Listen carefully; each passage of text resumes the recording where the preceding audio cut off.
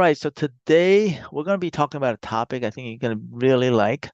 And I'm going to be blunt and honest in this topic today, which is how do you get your customers or clients to choose you and stay with you, right? And we're going to be talking about in three categories. The first one is service-based business. And number two, we're going to be talking about if you are an agency, a marketing agency in particular.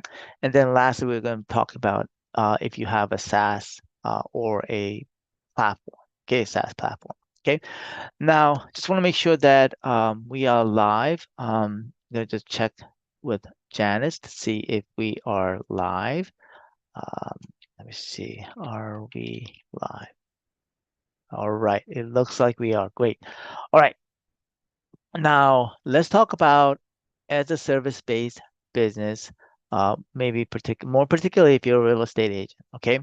Um, this can apply in other service-based business, but how do you get your clients or prospective client to choose you and stay with you, right? And I'm going to be talking about three items that we're going to talk about, okay? We're going to be specifically talking about three things, okay? The first one is what makes you so different from the rest of the professionals out there? If we're talking about real estate agent, what makes you so different than the next real estate agent out there, right? Most of the time, people pick you because of your personality, right? But I think at the end of the day, it's about being honest and being transparent, right? If you're just starting out, let them know that you're starting out. Let them know that this is your first transaction, right? Or if you've been in this business for 10 years, these are some of the testimonials. And that's why I think it's so important to have credibility, have reviews, right? Have some sort of presentation, right? That goes over it, right?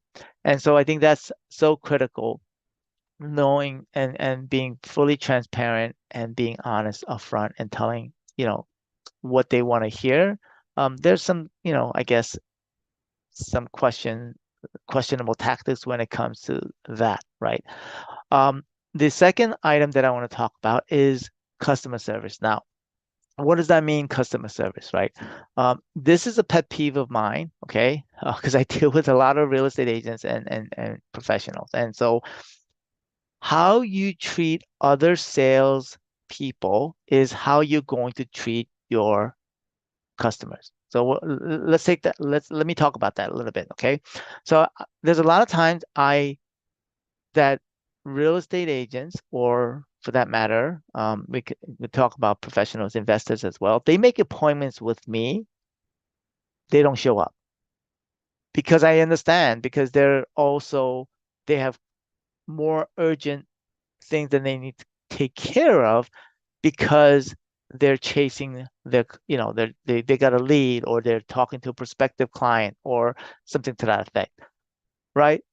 But reverse, right? So, how you deal with that situation, right? So, you know, what if you had a meeting with a scheduled meeting? I don't care whether it's like another another marketing person or any for that matter, it doesn't matter. If you have a scheduled appointment, then you should schedule that time. And if somebody does interrupt, then you need to put that phone down, right?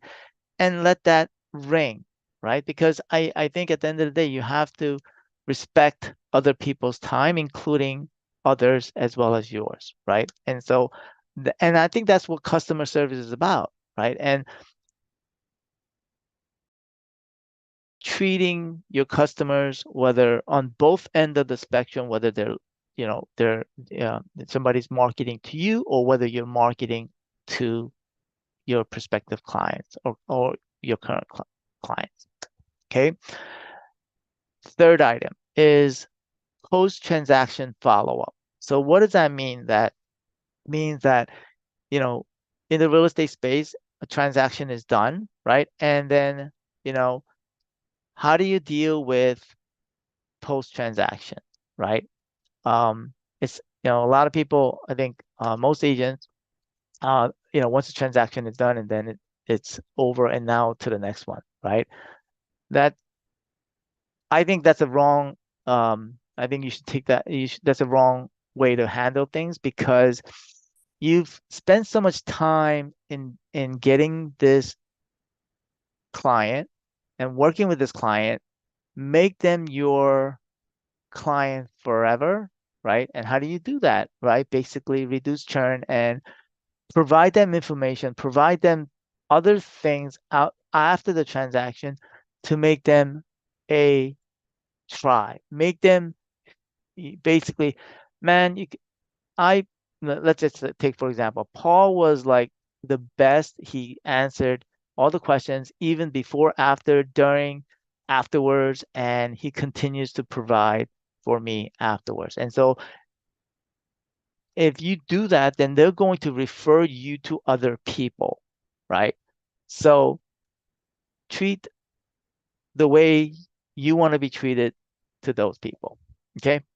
All right. So I hope that helps. Those three things when it comes to service-based business. Now, let's talk about marketing agency, right? Because I've done it and I've been there.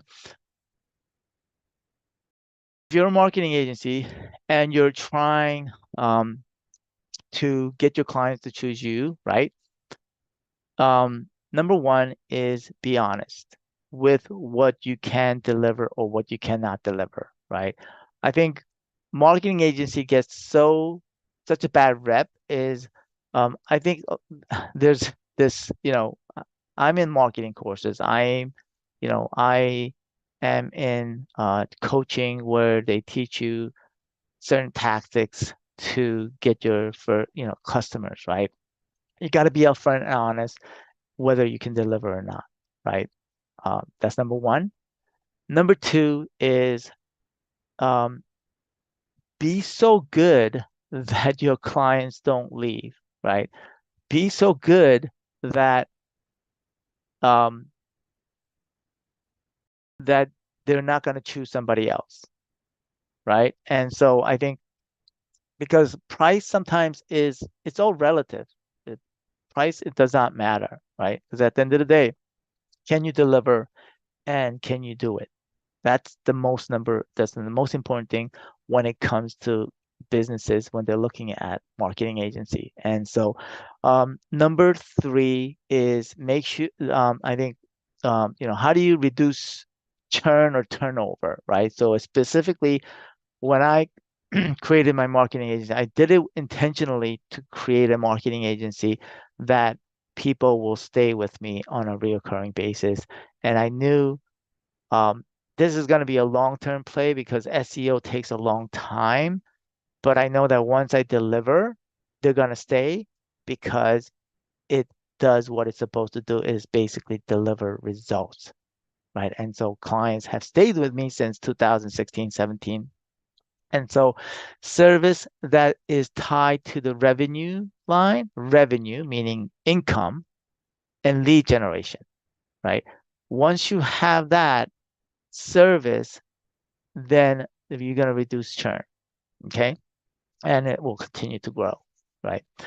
Number three, the third item that we're going to talk about is SaaS agency, like specifically if you created your own software as a service, a platform that you are promoting to get customers. Number one, is customer service, right? Number one is how do you, I see so many platforms, well, you pay for what you get, right? So if you're paying for a platform that's like, $49, you're not going to expect that customer service. You're going to, a lot of it is provided in terms of resources, right? Documentation, and you do it yourself, right? But if you're doing a SaaS software as a service where it's a little bit high price, then it matters in terms of customer service, right? In our case, when we were doing Pro 360 software, we provide three onboarding calls. One is tech setup, number two is training, and number three is strategic uh, call, right?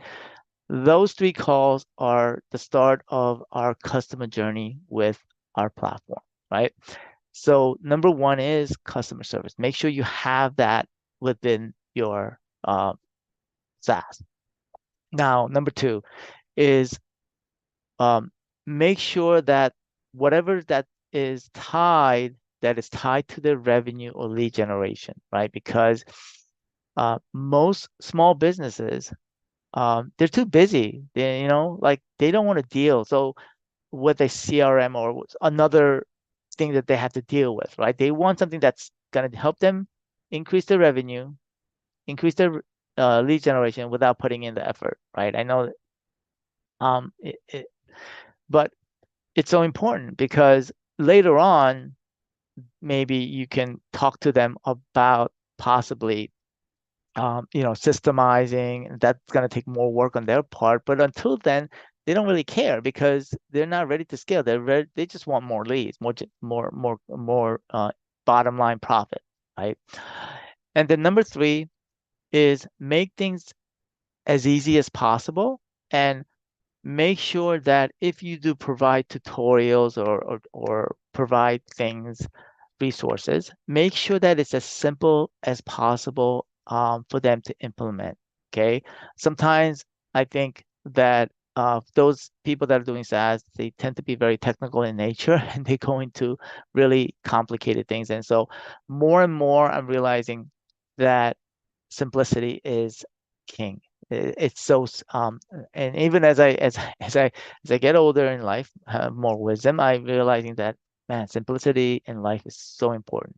Okay, so I hope the things that I talked about today is helpful, and I hope that you can implement it in your business. Um, Today, because I have a short time, I'm not going to take any chats. If you have any comments, please write them in the comments below. If you're watching this on YouTube, write your comments. I am no longer streaming to Facebook group because of Facebook's recent API changes, but I am streaming to LinkedIn as well as my Facebook page. So write your comments below and I'll get to them. And if you do have any specific questions with regard to your business, please go ahead and direct message me and we'll schedule a call. All right. Thank you. And I will see you next week. Bye now.